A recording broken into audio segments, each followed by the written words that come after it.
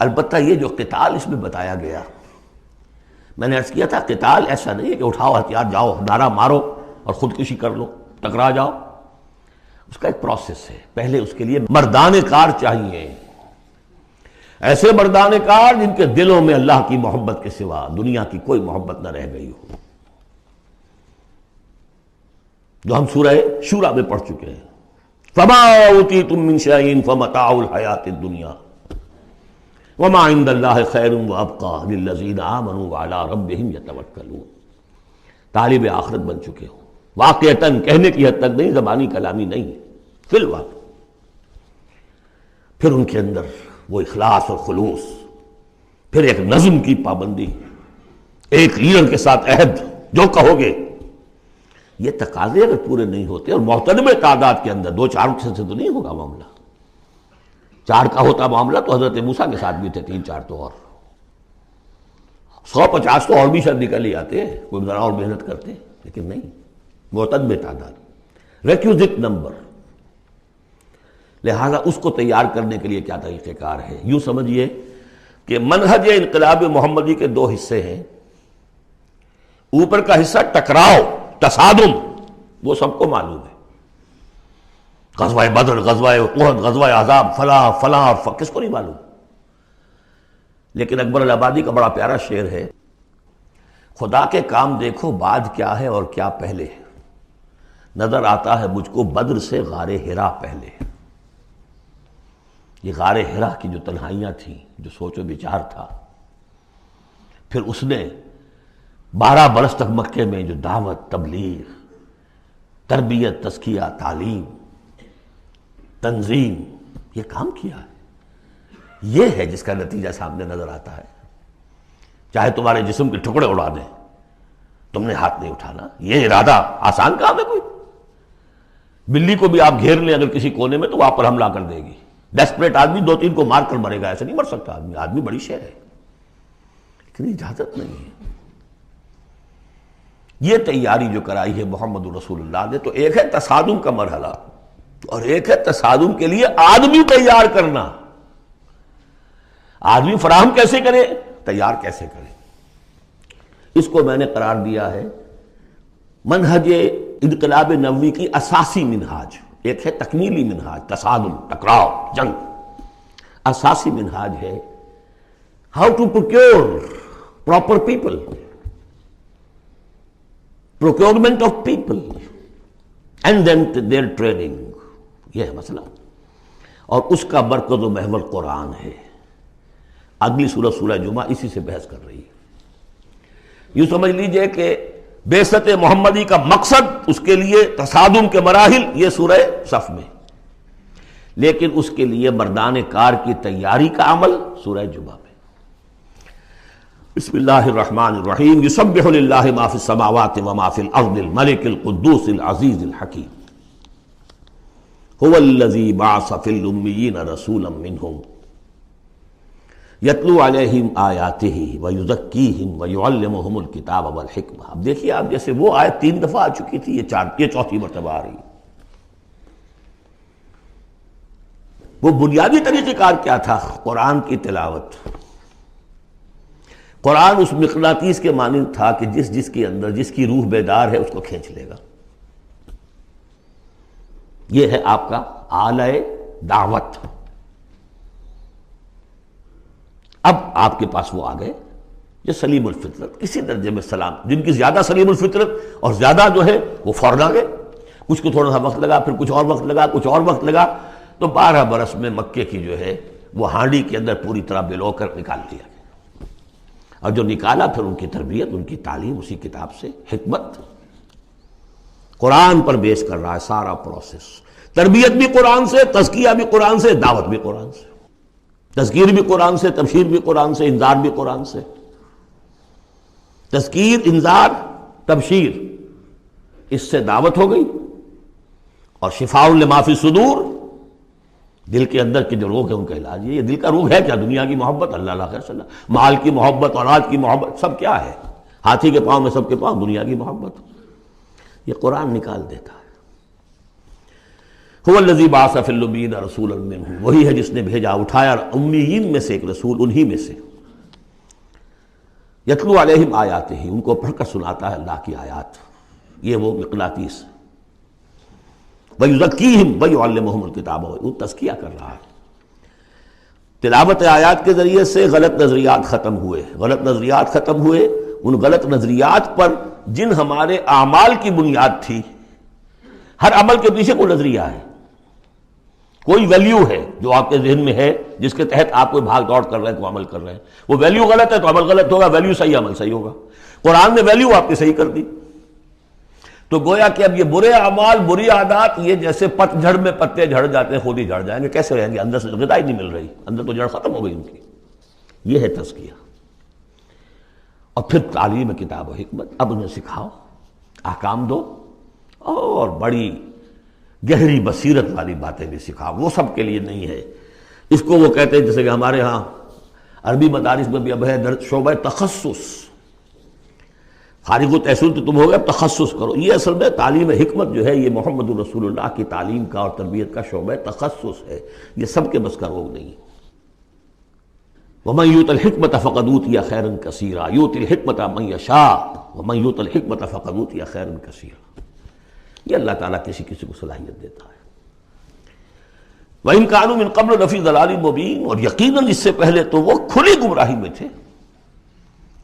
وَآخَرِينَ مِنْهُمْ، اور محمد کو بھیجا ہے اللہ نے صرف امیین کے لیے نہیں، اوروں کے لیے بھی جو ہے تو انہی میں سے پوٹینشلی، لَمَّا يَلْحَقُوا بِهِمْ، ابھی ان میں شامل نہیں ہوئے۔ حضور سے ان کے بارے میں پوچھا گیا، حضور نے مجلس میں بیٹھے ہوئے تھے، سلمان فارسی ان کے کندھے پر ہاتھ رکھا، فرمایا حکمت اگر سریا پر بھی ہوگی تو اس کی قوم کا کوئی شخص اسے لے آئے گا۔ اور کم سے کم یہ کہ تمام جو حنفی مسلمان علماء وہ سمجھتے ہیں کہ اس حضور کی حدیث کا مصداق امام ابو حنیفہ ہے رحمۃ اللہ علیہ۔ بہرحال اس میں کوئی شک نہیں کہ ایرانی قوم جو ہے بحیثیت مجموعی بہت ذہین، فتیم، فلاسفر ایک سے ایک بڑھ کر، متکلم سارے کے سارے ایرانی ہیں۔ یہ ساری چیزیں ان کے ہاں فلسفہ، منطق، دو چیزیں کی گھٹی میں۔ 3 مراکز رہے ہیں دنیا میں فلسفہ اور منطق کے، ہندوستان، ایران، یونان، 3 ہے۔ نمبر 2 پہ جرمنی آ جائے گا، اس لیے کہ وہ بھی ایرینز ہیں، یہ ایرینز ہیں، یہ حام کی نسل ہے میری تحقیق کے مطابق۔ اللہ تعالیٰ نے سام کی نسل کو چن لیا نبوت کے لیے، حام کی نسل کو چن لیا حکمت کے لیے۔ وآخرین منہم لما یلحقوا بہم، میرے نزدیک اس آیت کی صحیح تعبیر کیا ہے کہ ایک نیوکلیس، جیسے کہ اسٹرکچر آف ایٹم ہے، ایک نیوکلیس ہے، اس میں پروٹونز ہوتے ہیں، اور بھی بڑی بلائیں ہوتی ہیں، اب تو ایک سے ایک نکلی آ رہی ہیں۔ جب ہم نے فزکس پڑھی تھی تب یہ تھا کہ ایک نیوکلیس ہے، اس میں پروٹونز ہیں، پازیٹیو چارج ہے، اور پھر یہ ادھر جو ہے وہ اب جو الیکٹرانز چل رہے ہیں دائرے میں، بڑا ایٹم جو ہے وہ بہت سے دائروں میں۔ تو نیوکلیس اس امت کا امیین، بنو اسماعیل اور ان کے تابع اہل عرب مشرکین، یہ نیوکلیس۔ پھر سب سے پہلے ایرانی آ گئے، پہلا جو ہے نیوٹرون، الیکٹران ایرانیوں کا ہے۔ پھر رومی آ گئے، کچھ آ گئے، ادھر سے کچھ قبطی آ گئے، ایجپشنز، ادھر سے آگے آپ بڑھے تو ہندی آ گئے، سندھی آ گئے، پہلے سندھی آئے پھر ہندی آئے، یہ سب ہیں اب مختلف دائرے، یہ بڑھتا جا رہا ہے۔ لیکن نیوکلیس امیین اور باقی سب آخرین۔ امیین میں سے چونکہ خود حضور تھے لہذا ان پر اتمام حجت آخری درجے میں ہو گئی، لہذا ان کے لیے کوئی رعایت نہیں تھی، اگر ایمان نہیں لائیں گے تو قتل کر دیے جائیں۔ یہ سورہ توبہ میں ہم پڑھ چکے ہیں۔ آخرین کے لیے رعایت یہ ہے کہ چاہیں تو اسلام لائیں، چاہیں تو نہ لائیں، یہودی رہیں، عیسائی رہیں، کوئی رہیں، مجوسی رہیں، ہندو رہیں، سکھ رہیں، پارسی رہیں، جو چاہیں رہیں، لیکن نظام اسلام کا ہوگا، غلبہ اللہ کا ہوگا، دین ہم قائم کریں گے، تم رہو اپنے طور پر جو ہندو رہو، جو چاہو رہو۔ وآخرین منہم لما یلحقوا بہم وہو العزیز الحکیم، اور وہ عزیز ہے اور حکیم ہے۔ ذالک فضل اللہ یؤتیہ من یشاء، یہ اللہ کا فضل ہے، وہ دیتا ہے جسے چاہتا ہے، اللہ کا فضل ہے۔ اس فضل کے بڑے درجے ہیں۔ سورہ بنی اسرائیل میں آیت پڑھی، ان فضلہ کان علیک کبیرا، حضور سے خطاب ہے، سب سے بڑا فضل، سب سے بڑا فضل، سب سے بڑا فضل اس پوری کائنات میں محمد الرسول اللہ پر ہوا۔ اگرچہ ان کا فضل کس طور سے ہوا ہے وہ آپ دیکھ لیجئے، ماریں پڑی ہیں، پتھراؤ ہوا ہے، خون کے دھارے چھوٹے ہیں۔ اللہ کا فضل جو ہے دنیا میں وہ ناز و نام نہیں ہے، عیش نہیں ہے، آرام نہیں ہے۔ جس میں سب سے بڑا فضل تھا اسے یتیم پیدا کیا، پوستھیومس پیدا بھی ہوا باپ کے فوت ہونے کے بعد، بالکل مفلس قلاش۔ وہ تو دائی حلیمہ کو کوئی اور بچہ ملا نہیں تھا تو قرۂ فال بنا میں من دیوانہ زدن ہو گیا معاملہ، ورنہ لوگ جاتے تھے اچھے کھاتے پیتے گھرانوں کے بچے لیتے تھے، یتیم کو کون لے جائے گا؟ لیکن وہ یتیم پھر کیا بنا؟ در یتیم۔ وَوَجَدَكَ ضَالًّا فَهَدَىٰ وَوَجَدَكَ عَائِلًا فَأَغْنَىٰ أَلَمْ يَجِدْكَ يَتِيمًا فَآوَىٰ۔ پھر جو کچھ ہوا ہے سخت، آپ کا جو نوجوانی کا دور ہے سخت مشقت مزدوری۔ آپ کہتے ہیں میں قریش کی بھیڑیں بکریاں چند ٹکوں کی مزدوری پر چلایا کرتا تھا، قراریت، درہم و دینار نہیں، قراریت، ٹکے پیسے۔ بہرحال یہ دنیا کا معاملہ اور ہے۔ فرمایا وآخرین منہم لما یلحقوا بہم وہو العزیز الحکیم، ذالک فضل اللہ، یہ میں بیان کر رہا تھا، فضل کبیر بلکہ فضل اکبر تو ہوا حضور پر۔ پھر جو بھی محمد کے دامن سے وابستہ ہو گیا بہت بڑا فضل ہے، چاہے اللہ نے ہمیں پیدائشی طور پر یہ فضل دے دیا ہے، ہم اس فضیلت کا قدر نہ کریں اور وہ پھر راندہ درگاہ حق ہو جائے وہ دوسری بات ہے، اللہ نے تو دیا۔ بل اللہ یمن علیکم ان ہداکم للایمان، تمہیں اس راستے پر ڈال دیا ہے اللہ کے بندو، تمہیں پیدا کیا وہاں جہاں تم نے پیدا ہوتے کال میں اذان سنی ہے اور دوسرے کال میں اقامت سنی ہے، اس سے بڑا فضل کیا ہوگا؟ لیکن تم نے اس کی ناقدری کی تو یہ دوسرا بات ہے۔ ذالک فضل اللہ یؤتیہ من یشاء واللہ ذو الفضل العظیم، اللہ بڑے فضل والا ہے۔ لیکن یہ کہ اب یہ جو پروسیس تھا، جو محمد رسول اللہ کا اعلی انقلاب تھا، قرآن، اب محمد تو جا رہے ہیں صلی اللہ علیہ وسلم، یہ پروسیس آگے کون جاری رکھے گا؟ نبی تو کوئی اور آنا نہیں۔ لہذا حضور نے کہا خطبہ حجۃ الوداع میں، قد ترکت فیکم ما ان تمسکتم بہ او اعتصمتم بہ لن تضلوا ابدا کتاب اللہ، میں چھوڑ کر جا رہا ہوں، یہ محمد کے قائم مقام ہے، یہ قرآن، یہ عصائے موسیٰ سے 100 گنا بڑا معجزہ ہے۔ عصائے موسیٰ صرف موسیٰ کے ہاتھ میں تھا تو معجزہ تھا، بعد میں تو وہ لٹھیا کی لٹھیا ہے، اور کیا ہے، پڑا ہوگا کسی ٹرنک کے اندر، شاید ہو اب بھی، جیسے کہ کہتے ہیں یہودی ہے لاٹھی ہے، اب وہ سانپ تو نہیں بنے گا کسی کے لیے۔ یہ معجزہ ہے جو ہر ایک کے ہاتھ میں آ سکتا ہے، بشرطے کہ اس کا حق پہچانے، اس کا حق ادا کرے، اس کی قدر و قیمت کو جانے۔ افبہذا الحدیث انتم مدہنون وتجعلون رزقکم انکم تکذبون، اس کے ساتھ تمہارا یہ معاملہ ہے، یہ مداہنت ہے۔ دنیا بھر کی زبانیں سیکھ لو، دنیا بھر کے علوم سیکھ لو، اتنی عربی نہیں کہ قرآن مجید کو براہ راست سمجھ سکو، اور اگر یہ قرآن تمہیں پوزیس کر لے گا تو خدا کی قسم کھا کر کہتا ہوں کہ کسی اور کام میں دل نہیں لگے گا آپ کا۔ یہ کیا کام ہے؟ گھس گھس گھس گھس گھس کر کے تنخواہ ہو گئی 30,000 40,000 50,000 تنخواہ لے کے آ گئے، بس یہی ہے۔ Were you created for that؟ ابراہیم بن ادم کا آپ نے سنا ہوگا نام، بادشاہ تھے کسی علاقے کے، شکار پر گئے ہوئے تھے تو وہاں کہیں آواز انہیں سنائی دی، کسی فرشتے کی تھی یا یہ کہ خود ان کے اپنے دل کی آواز تھی، یا ابراہیم لہذا خلقت ام لہذا امرت، اے ابراہیم سوچو، کیا اس کام کے لیے تمہیں پیدا کیا گیا تھا؟ کیا تم اس کام کے لیے پیدا کیے گئے تھے اور تمہیں اس کام کا حکم ہوا تھا شکار کھیلو جا کر؟ بس وہیں سے کایا پلٹ ہوئی۔ تو سوچنے کی بات ہے۔ اب ترتیب بتا رہا تھا اصل میں، ورنہ بات لمبی ہو جائے گی، کہ اب یہ قرآن کے بارے میں تمہارا طرز عمل کیا ہوگا۔ تصویر دکھائی جا رہی ہے پھر سابقہ امت کی، انہیں بھی ہم نے دی تھی کتاب تورات۔ مثل الذین حملوا التوراۃ ثم لم يحملوها كمثل الحمار يحمل اسفارا، مثال ان لوگوں کی جو حامل تورات بنائے گئے پھر وہ اس کے حامل ثابت نہ ہوئے۔ اور حمل میں خاص ایک بات ہے، حمال کسے کہتے ہیں؟ بوجھ اٹھا کر ایک جگہ سے دوسری جگہ لے کر جانا، حمال اسے کہتے ہیں۔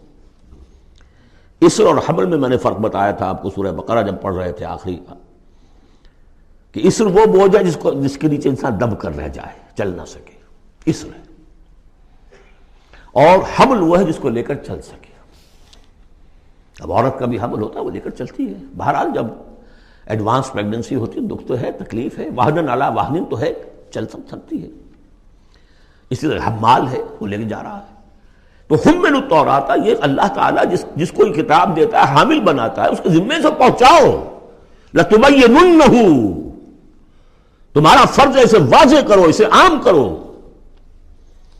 یا اہل القرآن، حضور نے فرمایا ہے قرآن والوں، لا تتوسد القرآن، قرآن کو تکیہ نہ بنا لینا، ایک ذہنی سہارا۔ ہمارے پاس اللہ کی کتاب ہے، 40 من سونا ہم نے لگا دیا ہے اس قرآن کو تاروں سے لکھنے پر، معلوم ہے آپ کو، رکھا ہوا ہے ہمارے ہاں، ایوبی دور کی یادگار۔ بہرحال قرآن مجید کے حامل بنائے گئے تھے اس لیے کہ اوروں تک پہنچاؤ۔ ثم لم يحملوها، انہوں نے نہیں اٹھایا۔ کمثل الحمار، ان گدھوں کے مانند ہیں، یحمل اسفارا، جو کتابوں کا بوجھ اٹھائے پھر رہا۔ مکالمات فلاطن بھی لکھ دیجئے آپ، باندھ کر گشڑی رکھ دے، انسائکلوپیڈیا برٹانیکا پورا رکھ دے، گدھے کو کیا فائدہ اس سے؟ مثل القوم الذین کذبوا بآیات اللہ، مثال اس قوم کی جس نے اللہ کی آیات کو جھٹلایا، بے صاحب بہت بری ہے۔ اب یہ جھٹلانا میں پہلے واضح کر چکا ہوں سورہ واقعہ پڑھتے ہوئے، یہ جھٹلانا ہے، یہ ہمارا قرآن کو جھٹلا رہے ہیں ہم اپنے عمل سے۔ ایک شخص آپ سے پوچھے گا آپ قرآن کو اللہ کا کتاب مان لیا؟ میں مانتا ہوں۔ آپ نے کبھی پڑھا اس کو؟ آپ 7 سمندر کا سفر پار کر کے یہاں MBA کرنے تشریف لے آئے ہیں امریکہ میں، MBA معلوم ہوتا ہے کہ کوئی پتہ نہیں، کوئی جنت کی کوئی سیٹ ہے، کیا ہے؟ قرآن آپ نے نہیں پڑھا تو کیسا ایمان ہے آپ کا قرآن پر؟ کیا جواب دیں گے؟ تکذیب کر رہے ہیں اپنے عمل سے۔ بئس مثل القوم الذین کذبوا بآیات اللہ واللہ لا یہدی القوم الظالمین، اللہ ایسے ظالموں کو زبردستی تو ہدایت نہیں دیتا۔ اللہ کی ہدایت ایسی گھٹیا شے تو نہیں ہے، اتنی حقیر شے تو نہیں ہے۔ اب دیکھیے 4 آیتیں، یہ یہاں پر بھی 4 4 جمع 3 کی تقسیم ہے۔ 4 آیتیں پوری ہو گئی تھی، حضور کی بعثت 2 میں ہے، امیین نیوکلیس ہے، آخرین سب الیکٹرانز ہیں اس کے چاروں طرف۔ یہ ملٹی نیشنل امت ہے، ملٹی نیشنل فرمز تو آپ کو معلوم ہے، ملٹی نیشنل، جبکہ سابق جو امت تھی بنی اسرائیل وہ یونی ریشیل، ایک نسل کی، یونی ریشیل، یونی نیشنل، یہ multi racial, multi national, Hindi بھی، فارسی بھی، ایرانی بھی، ترک بھی، چینی بھی۔ اب تو دنیا کا میں نہیں سمجھتا کہ کوئی قوم رہ گئی ہو، کوئی نسل رہ گئی ہو جس میں کچھ نہ کچھ مسلمان موجود نہ ہوں۔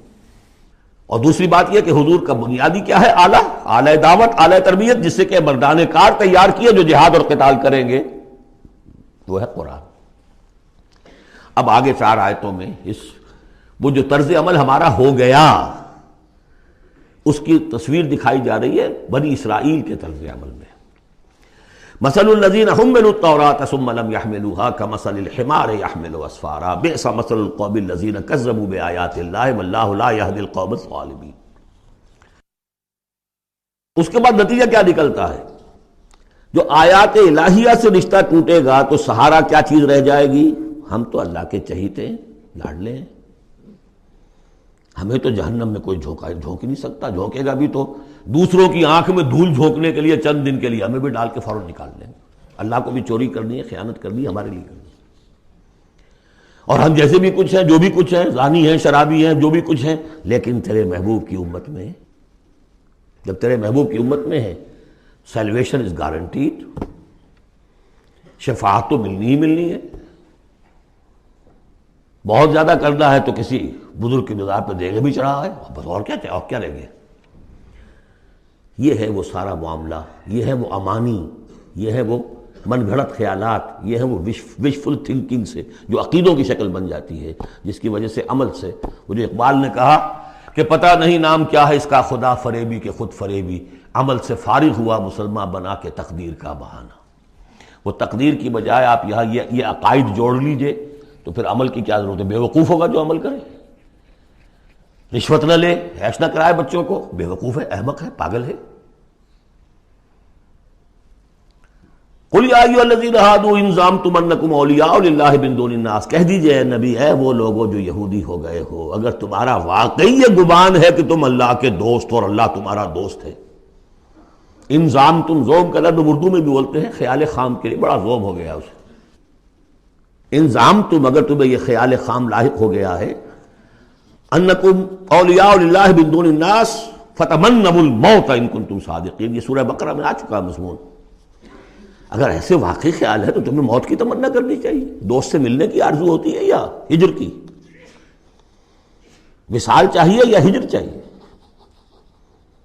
وَلَا يَتَمَنَّوْنَهُ أَبَدًا بِمَا قَدَّمَتْ أَيْدِيهِمْ، یہ ہرگز تمنا نہیں کر سکتے موت کی۔ کیوں؟ بسبب اس کے جو ان کے ہاتھ آگے بھیج چکے ہیں، انہیں معلوم ہے ہم نے کیا کرتوت آگے بھیجے ہیں۔ بل الانسان علی نفسہ بصیرہ، انسان کو خود معلوم ہے کہ میں کیا کچھ بھیج چکا ہوں، کیا کیا کمائیاں کی ہیں، کیا کیا حرام خوریاں کی ہیں، وہ سارے کے سارے جو ہیں وہ تو آگے بھیجے ہوئے ہیں۔ واللہ علیم بالظالمین، اللہ ان ظالموں سے خوب واقف ہے۔ قل، اے نبی ان سے کہہ دیجئے، ان الموت الذی تفرون منہ فانہ ملاقیکم، وہ موت جس سے تم بھاگتے ہو وہ تم سے ملاقات خود فرما لے گی۔ تم بھاگتے رہو، انہ ملاقیکم، وہ آن کھڑی ہوگی سامنے۔ ثم تردون الی عالم الغیب والشہادہ، پھر تمہیں لوٹا دیا جائے گا اس ہستی کی طرف جو غیب اور شہادہ سب کا جاننے والا ہے، جو تمہارے سامنے ہے اس کا بھی، جو تمہارے پیچھے ہے اس کا بھی، جو بحیثیت نوع انسانی تمہارے لیے کھول دیا گیا اس کا بھی، اور جو تمہارے سے غیب میں رکھ دیا گیا اس کا بھی۔ فَيُنَبِّئُكُم بِمَا كُنتُمْ تَعْمَلُونَ، پھر وہ تمہیں جتلا دے گا جو کچھ تم کرتے رہے تھے۔ یہ دوسرا حصہ ہو گیا 4 آیات کا۔ گویا کہ جو کتاب محمد رسول اللہ دے کر گئے ہیں، قد ترکتم، اور جس کے لیے حکم دے کر گئے تھے کہ اب تمہارے ذمے ہے، میرے کندھے پر سے یہ بوجھ اتر کر تمہارے کندھوں پر آ گیا ہے۔ الا هل بلغت، انا نشهد انک قد بلغت وادیت ونصحت، انا نشهد انک قد بلغت الرسالۃ وادیت الامانۃ وکشفت الغمۃ، یہ تو گواہیاں لی ہیں۔ اس کے بعد اللہم اشہد، اللہم اشہد، اے اللہ تو بھی گواہ رہے، یہ مان رہے ہیں۔ اور پھر فَلْيُبَلِّغِ الشَّاهِدُ الْغَائِبَ، ایک سائی آف ریلیف، میرے کندھے پر جو بوجھ تھا، اِنَّا سَنُلْقِي عَلَيْكَ قَوْلًا ثَقِيلًا، آج وہ بوجھ میرے کندھے سے اتر گیا، لیکن تمہارے کندھوں پر آ گیا۔